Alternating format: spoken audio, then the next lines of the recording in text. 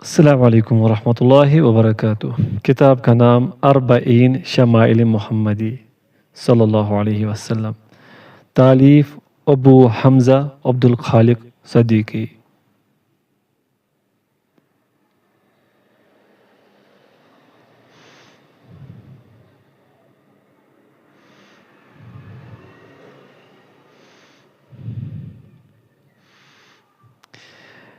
بسم اللہ الرحمن الرحیم۔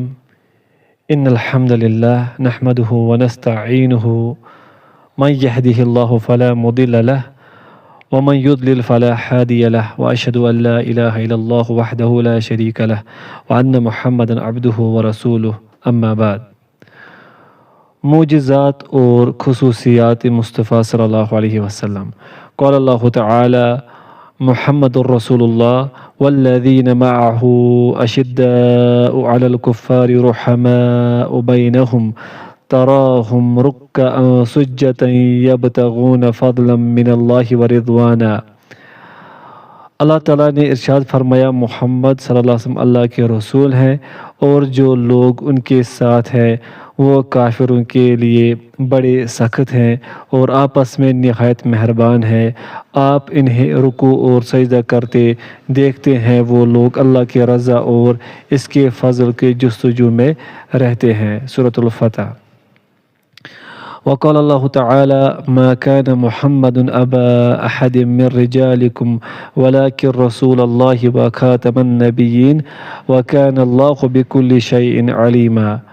اور اللہ تعالیٰ نے ارشاد فرمایا، محمد صلی اللہ علیہ وسلم تم لوگوں میں سے کسی کے باپ نہیں ہے، وہ تو اللہ کے رسول اور انبیاء کے سلسلے کو ختم کرنے والے ہیں، اور اللہ ہر چیز کا علم رکھتا ہے۔ سورۃ الاحزاب۔ وقال اللہ تعالی وما ارسلناک الا کافۃ للناس بشیرا ونذیرا ولکن اکثر الناس لا یعلمون۔ اور اللہ تعالیٰ نے ارشاد فرمایا، اور ہم نے آپ کو تمام بنی نوع انسان کے لیے خوشخبری دینے والا اور ڈرانے والا بنا کر بھیجا ہے، لیکن اکثر لوگ اس بات کو نہیں جانتے ہیں۔ سورۃ السبا۔ حدیث نمبر 1۔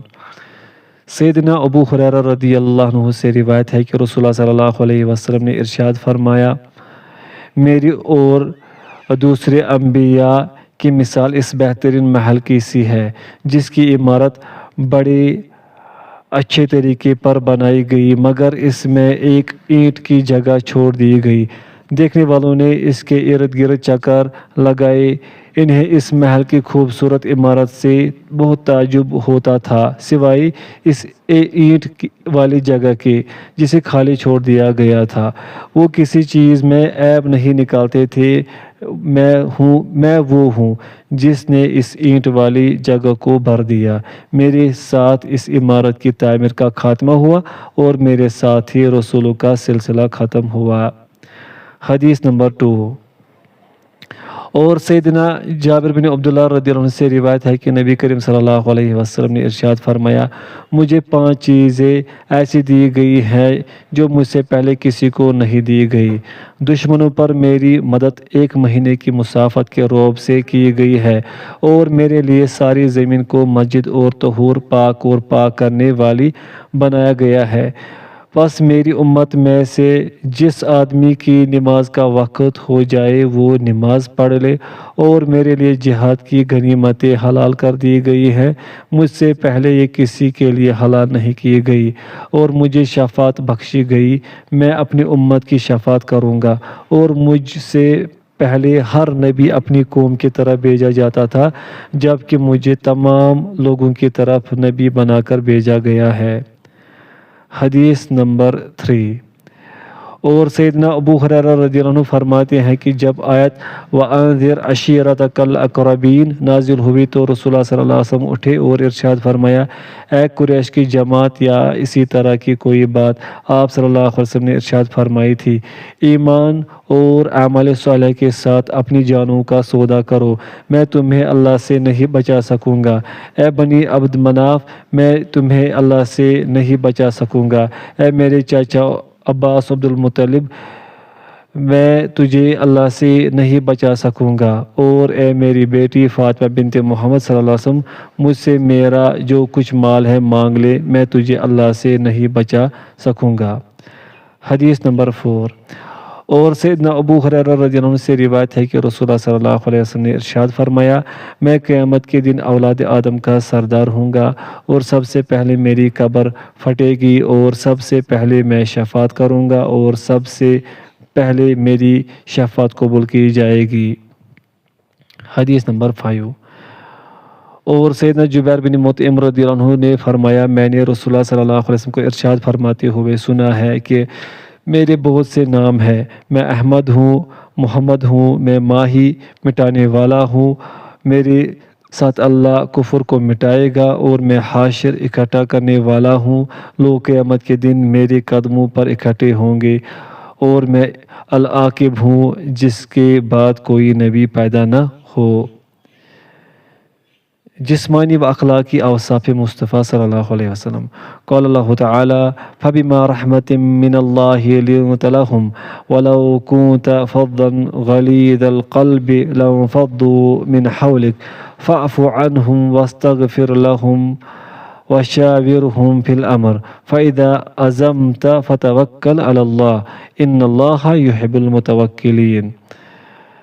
اللہ تعالیٰ نے ارشاد فرمایا، آپ محض اللہ کی رحمت سے ان لوگوں کے لیے نرم ہوئے ہیں، اور اگر آپ بدمزاج اور سخت دل ہوتے تو وہ آپ کے پاس سے چھٹ جاتے، بس آپ انہیں معاف کر دیجئے اور ان کے لیے مغفرت طلب کیجئے، اور معاملات میں ان سے مشورہ لیجئے، بس جب آپ سسم پختہ ارادہ کر لیجئے تو اللہ پر بھروسہ کیجئے، اللہ تعالیٰ توکل کرنے والوں سے محبت رکھتا ہے۔ سورہ آل عمران۔ وقال اللہ تعالی، وما ارسلناک الا رحمۃ للعالمین۔ اور اللہ تعالیٰ نے ارشاد فرمایا، اور ہم نے آپ کو سارے جہان والوں کے لیے سراپر رحمت بنا کر بھیجا ہے۔ سورۃ الانبیاء۔ وقال اللہ تعالی، فَلْيَضْحَكُوا قَلِيلًا وَلْيَبْكُوا كَثِيرًا جَزَاءً بِمَا كَانُوا يَكْسِبُونَ۔ اور اللہ تعالیٰ نے ارشاد فرمایا، پس وہ تھوڑا ہنسے اور روئے زیادہ۔ سورہ توبہ۔ حدیث نمبر 6۔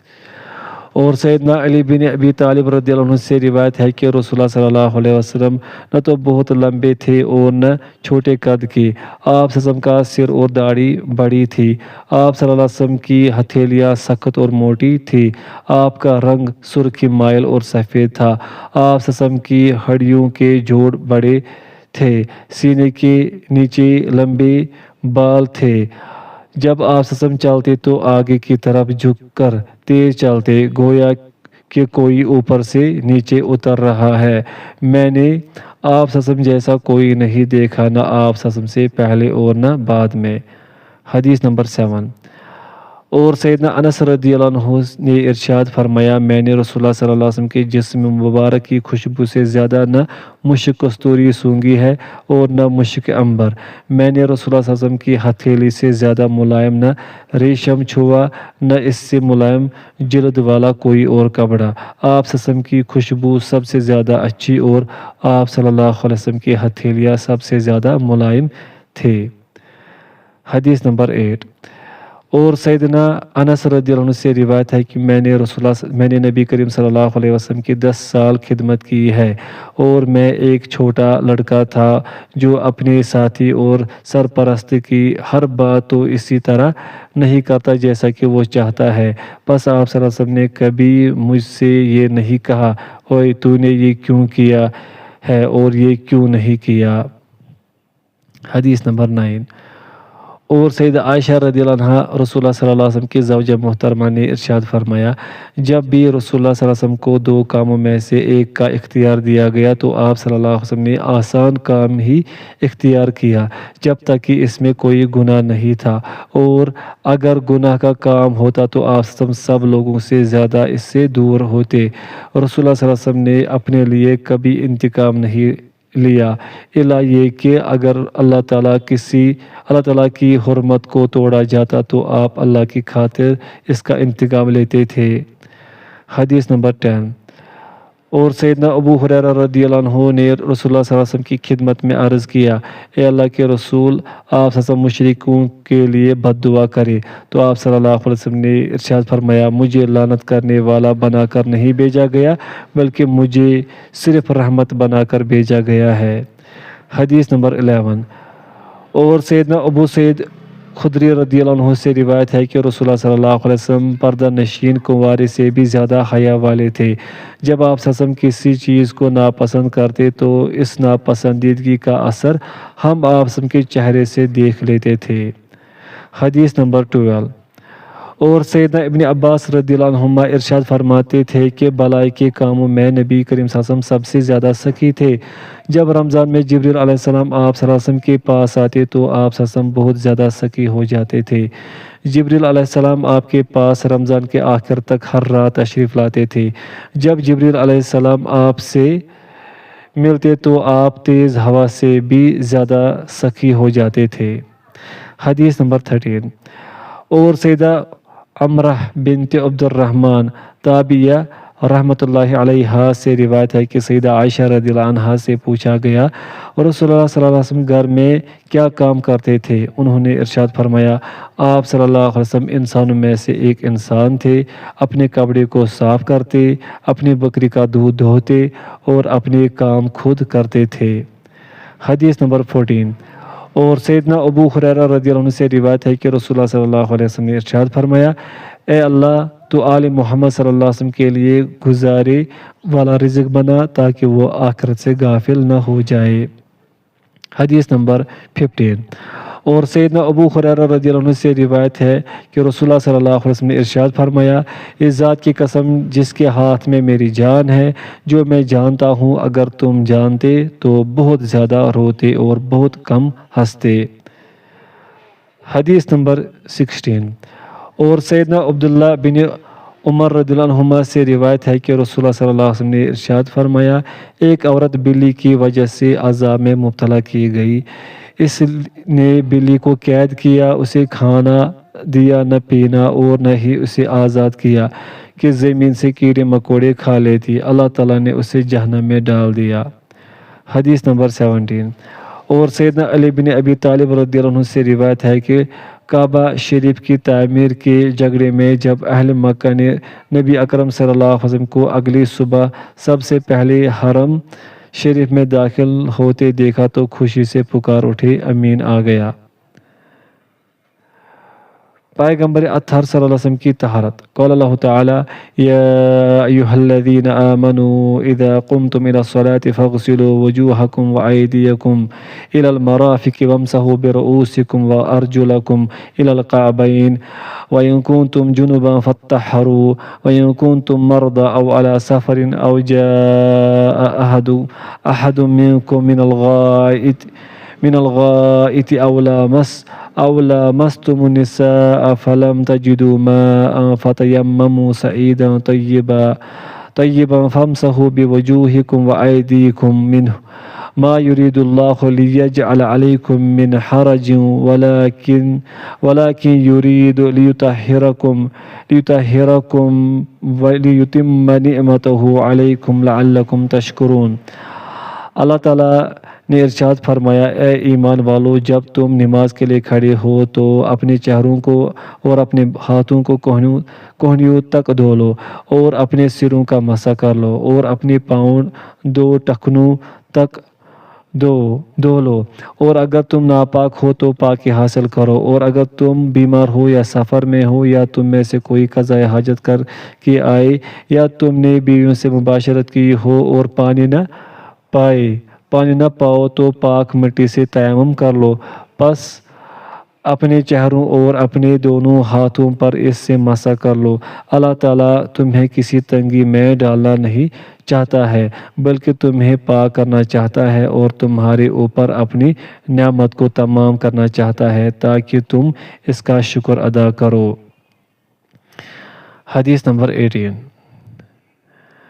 اور سیدنا حمران حضرت عثمان کے آزاد کردہ غلام سے روایت ہے کہ میں نے حضرت عثمان بن عفان رضی اللہ عنہ کو دیکھا، انہوں نے وضو کیا تو اپنے ہاتھوں پر 3 دفعہ پانی بہا کر انہیں دھویا، پھر کلی کی اور ناک میں پانی ڈالا اور اپنا چہرہ 3 دفعہ دھویا، اور پھر اپنا دایاں ہاتھ کوہنی تک 3 دفعہ دھویا، پھر بایاں بھی اسی طرح دھویا، پھر سر کا مسح کیا، پھر اپنا دایاں پاؤں 3 دفعہ دھویا، پھر بایاں اسی طرح دھویا، پھر فرمایا میں نے رسول اللہ صلی اللہ علیہ وسلم کو دیکھا، آپ نے میری طرح وضو کیا تھا۔ پھر آپ صلی اللہ علیہ وسلم نے ارشاد فرمایا کہ جس نے میری طرح وضو کیا پھر 2 رکعتیں پڑھی، اس کے پہلے اپنے آپ سے غیر ضروری بات نہ کی تو اس کے پہلے گناہ معاف کر دیے جاتے ہیں۔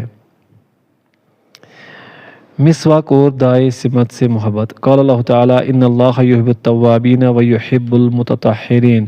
اللہ تعالیٰ نے ارشاد فرمایا بے شک اللہ توبہ کرنے والوں سے محبت کرتا ہے اور پاکیزگی حاصل کرنے والوں سے۔ سورۃ البقرہ۔ وقال اللہ تعالیٰ ومن اللیل فتہجد بہ نافلۃ لک عسیٰ ان یبعثک ربک مقاما محمودا۔ اور اللہ تعالیٰ نے ارشاد فرمایا اور رات کے کچھ حصے میں نماز تہجد میں قرآن پڑھیے، یہ آپ صلی اللہ علیہ وسلم کے لیے زائد نماز ہوگی، امید ہے کہ آپ کا رب آپ کو مقام محمود پر پہنچا دے گا۔ سورہ بنی اسرائیل۔ حدیث نمبر 19۔ اور سیدنا حذیفہ رضی اللہ عنہ سے روایت ہے کہ نبی کریم صلی اللہ علیہ وسلم جب رات کو تہجد کے لیے کھڑے ہوتے تو مسواک سے اپنا منہ خوب صاف کرتے تھے۔ حدیث نمبر 20۔ اور سیدہ عائشہ رضی اللہ عنہ سے روایت ہے کہ نبی کریم صلی اللہ علیہ وسلم اپنے تمام کاموں میں دائیں طرف سے شروع کرنے کو پسند فرماتے تھے، مثلاً وضو، کنگھی کرنا اور جوتا پہننا وغیرہ۔ پیارے رسول صلی اللہ علیہ وسلم کی پیاری نماز۔ قال اللہ تعالیٰ واقم الصلاۃ ان الصلاۃ تنہی عن الفحشاء والمنکر۔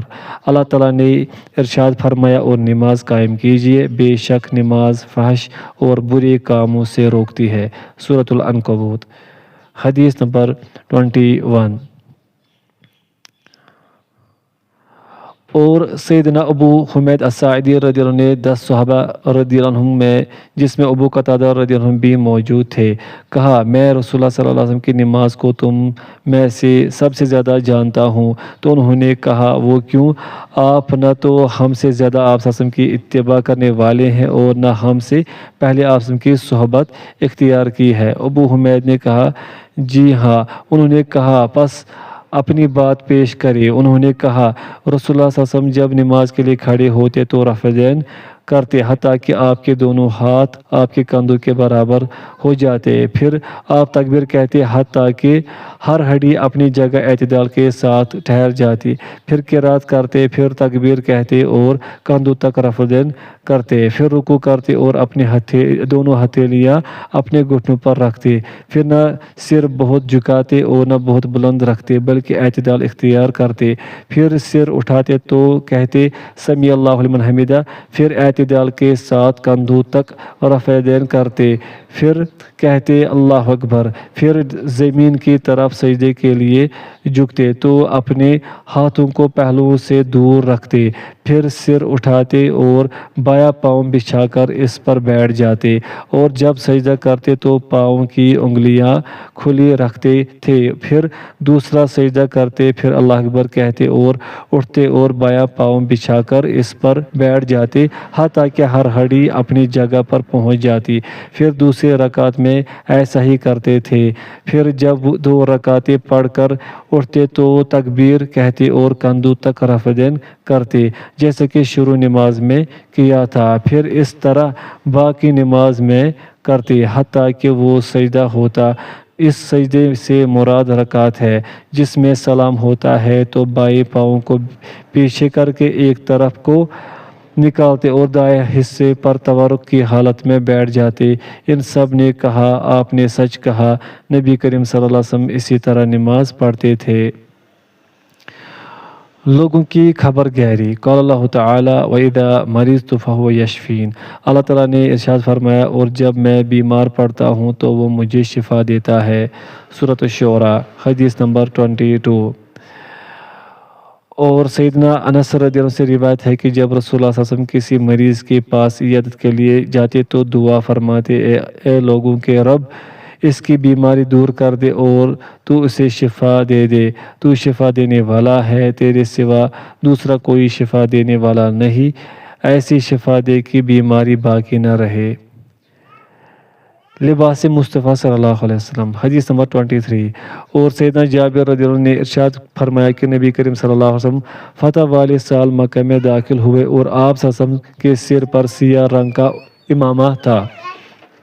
حدیث نمبر 24۔ اور سیدنا عبداللہ بن جعفر رضی اللہ عنہ سے روایت ہے کہ نبی کریم صلی اللہ علیہ وسلم اپنے دائیں ہاتھ کی انگلی میں انگوٹھی پہنتے تھے۔ حدیث نمبر 25۔ اور سیدہ عائشہ رضی اللہ عنہ نے فرمایا کہ رسول اللہ صلی اللہ علیہ وسلم جس بستر پر سوتے تھے چمڑے کا تھا، اس میں کھجور کی چھال بری ہوئی تھی۔ رہبر انسانیت صلی اللہ علیہ وسلم کا کھانا پینا۔ قال اللہ تعالی یا ایہا الرسل کلوا من الطیبات واعملوا صالحا انی بما تعملون علیم۔ اللہ تعالیٰ نے ارشاد فرمایا، اے میرے پیغمبرو، پاکیزہ چیزیں کھاؤ اور نیک عمل کرو، بے شک میں تمہارے کرتوتوں کو خوب جانتا ہوں۔ سورۃ المؤمنون، حدیث نمبر 26۔ اور سیدنا ابو جحیفہ رضی اللہ عنہ سے روایت ہے کہ رسول اللہ صلی اللہ علیہ وسلم نے ارشاد فرمایا، میں ٹیک لگا کر کھانا نہیں کھاتا۔ حدیث نمبر 27۔ اور سیدنا ابو ہریرہ رضی اللہ عنہ سے روایت ہے کہ رسول اللہ صلی اللہ علیہ وسلم نے کبھی کھانے میں نقص نہیں نکالا، اگر طلب ہوتی تو کھا لیتے ورنہ اسے چھوڑ دیتے تھے۔ حدیث نمبر 28۔ اور سیدہ ام سلمہ رضی اللہ عنہ سے روایت ہے کہ انہوں نے بکری کی پہل دستی کا بنا ہوا گوشت رسول اللہ صلی اللہ علیہ وسلم کی خدمت میں پیش کیا، آپ صلی اللہ علیہ وسلم نے اس سے کھایا، پھر نماز کے لیے اٹھ کھڑے ہوئے اور دوبارہ وضو نہیں کیا۔ حدیث نمبر 29۔ اور سیدنا انس بن مالک رضی اللہ عنہ سے روایت ہے کہ نبی کریم صلی اللہ علیہ وسلم کدو پسند کرتے تھے، آپ کو ایک کھانے کی دعوت دی گئی تو میں کدو آپ صلی اللہ علیہ وسلم کے سامنے رکھ رہا تھا، کیونکہ میں جانتا تھا کہ آپ صلی اللہ علیہ وسلم اسے پسند فرماتے ہیں۔ حدیث نمبر 30۔ اور سیدنا انس رضی اللہ عنہ سے روایت ہے کہ رسول اللہ صلی اللہ علیہ وسلم 3 سانسوں میں پانی پیتے تھے اور ارشاد فرماتے، یہ زیادہ پیاس بجھانے والا اور نفع بخش ہے۔ حدیث نمبر 31۔ اور سیدہ عائشہ رضی اللہ عنہ فرماتی ہیں کہ رسول اللہ صلی اللہ علیہ وسلم کے لیے ہرہ کی طرف بنو فلاں کی زمین کے کنویں سے پینے کا پانی نکالا جاتا تھا۔ پاک باز پیغمبر صلی اللہ علیہ وسلم کی ازدواجی زندگی۔ حدیث نمبر 32۔ اور سیدنا ابن عباس رضی اللہ عنہما سے روایت ہے کہ رسول اللہ صلی اللہ علیہ وسلم جب وصال ہوا تو آپ کی 9 بیویاں تھیں اور سودا کے علاوہ 8 کی باریاں مقرر تھی۔ حدیث نمبر 33۔ اور سیدہ عائشہ رضی اللہ عنہ فرماتی ہیں کہ رسول اللہ صلی اللہ علیہ وسلم جب سفر کا ارادہ فرماتے تو اپنی بیوی کے درمیان قرہ ڈالتے تھے، جس کا قرہ نکل آتا وہ آپ کے ساتھ جاتی تھی۔ آپ صلی اللہ علیہ وسلم نے ہر بیوی کے لیے 1 دن اور رات کی باری مقرر کر رکھی تھی، سوائے سودا بنت زمعہ رضی اللہ عنہا کے۔ انہوں نے رسول اللہ صلی اللہ علیہ وسلم کی خوشی کے لیے اپنا دن رات عائشہ رضی اللہ عنہا کو دے رکھا تھا۔ معطر پیغمبر صلی اللہ علیہ وسلم کا عطر و خوشبو۔ حدیث نمبر 34۔ اور سیدہ عائشہ رضی اللہ عنہا فرماتی ہے کہ میں نبی کریم صلی اللہ علیہ وسلم کو بہترین خوشبو لگاتی تھی، حتیٰ کہ میں خوشبو کی چمک آپ صلی اللہ علیہ وسلم کے سر اور داڑھی میں دیکھتی تھی۔ سفر کے لیے روانگی اور واپسی۔ حدیث نمبر 35۔ اور سیدنا کعب بن مالک رضی اللہ عنہ فرمایا کرتے تھے کہ رسول اللہ صلی اللہ علیہ وسلم جمعرات کے علاوہ سفر کے لیے بہت کم ہی نکلتے تھے۔ وصال مصطفیٰ صلی اللہ علیہ وسلم۔ قال اللہ تعالی انک میت و انہم میتون۔ اللہ تعالیٰ نے ارشاد فرمایا، اے میرے نبی، آپ صلی اللہ علیہ وسلم بھی فوت ہو جائیں گے اور یہ لوگ بھی مر جائیں گے۔ سورۃ الزمر، حدیث نمبر 36۔ اور سیدہ عائشہ رضی اللہ عنہ سے روایت ہے کہ میں نے رسول اللہ صلی اللہ علیہ وسلم کو موت کے وقت دیکھا ہے۔ آپ وسلم کے پاس پانی کا ایک پیالہ برتن تھا۔ آپ صلی اللہ علیہ وسلم پیالے میں ہاتھ داخل کرتے، اپنے چہرے پر پھیرتے، پھر ارشاد فرماتے، اے اللہ موت کی سختیوں پر میری مدد کر۔ حدیث نمبر 37۔ اور سیدہ عائشہ رضی اللہ عنہ سے روایت ہے کہ انہوں نے نبی کریم صلی اللہ علیہ وسلم سے سنا، آپ ان کے سینے سے ٹیک لگائے ہوئے تھے اور آپ صلی اللہ علیہ وسلم کے وصال سے پہلے عائشہ رضی اللہ عنہ ان کی طرف جھک گئی تھی۔ آپ صلی اللہ علیہ وسلم ارشاد فرما رہے تھے، اے اللہ مجھے بخش دے اور مجھ پر رحم کر اور رفیق اعلیٰ کے ساتھ مجھے ملا دے۔ محبت مصطفیٰ صلی اللہ علیہ وسلم کے فضائل۔ قال اللہ تعالی قل ان کان آباؤکم وابناؤکم واخوانکم وازواجکم وعشیرتکم واموال اقترفتموها وتجارة تخشون كسادها ومساكن ترضونها أحب إليكم من الله ورسوله وجهاد في سبيله فتربصوا حتى يأتي الله بأمره والله لا يهدي القوم الفاسقين۔ اللہ تعالیٰ نے ارشاد فرمایا، آپ کہیے کہ اگر تمہارے باپ اور تمہارے بیٹے اور تمہارے بھائی اور تمہاری بیویاں اور تمہارا خاندان اور وہ مال جو تم نے کمائے ہیں اور وہ تجارت جس کی کساد بازاری سے تم ڈرتے ہو اور وہ مکانات جنہیں تم پسند کرتے ہو تمہیں اللہ اور اس کے رسول اور اللہ کی راہ میں جہاد کرنے سے زیادہ محبوب ہے تو انتظار کر لو یہاں تک کہ اللہ اپنا فیصلہ لے کر آ جائے اور اللہ فاسقوں کو ہدایت نہیں دیتا۔ سورہ توبہ۔ حدیث نمبر 38۔ اور سیدنا انس رضی اللہ عنہ سے روایت ہے کہ نبی کریم صلی اللہ علیہ وسلم نے ارشاد فرمایا، 3 چیزیں جس کے اندر ہوں اس نے ایمان کی مٹھاس پالی۔ پوائنٹ فرسٹ، جس سے اللہ اور رسول سب سے زیادہ محبوب ہوں۔ پوائنٹ سیکنڈ، جو کسی بندے سے صرف اللہ کے لیے محبت کرے۔ پوائنٹ تھرڈ، جو شخص کفر سے نجات کے بعد اس میں لوٹنے کو اتنا ناپسند کرے جیسا کہ آدمی آگ میں گرنا ناپسند کرتا ہے۔ حدیث نمبر 39۔ اور سیدنا عبداللہ بن عمر بن عاص رضی اللہ عنہ سے مروی ہے کہ نبی کریم صلی اللہ علیہ وسلم نے ارشاد فرمایا، تم میں سے کوئی بھی اس وقت تک مومن نہیں ہو سکتا جب تک اس کی خواہشات اس دین کے تابع نہ ہو جائے جو میں لے کر آیا ہوں۔ خواب میں زیارت مصطفیٰ صلی اللہ علیہ وسلم۔ حدیث نمبر 40۔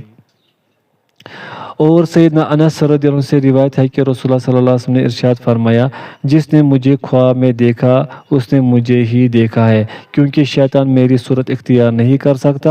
اور ارشاد فرمایا، مسلمانوں کا خواب نبوت کے 46 حصوں میں سے ایک حصہ ہے۔ وصلی اللہ تعالی علی خیرہ خلقہ محمد وآلہ وصحبہ اجمعین۔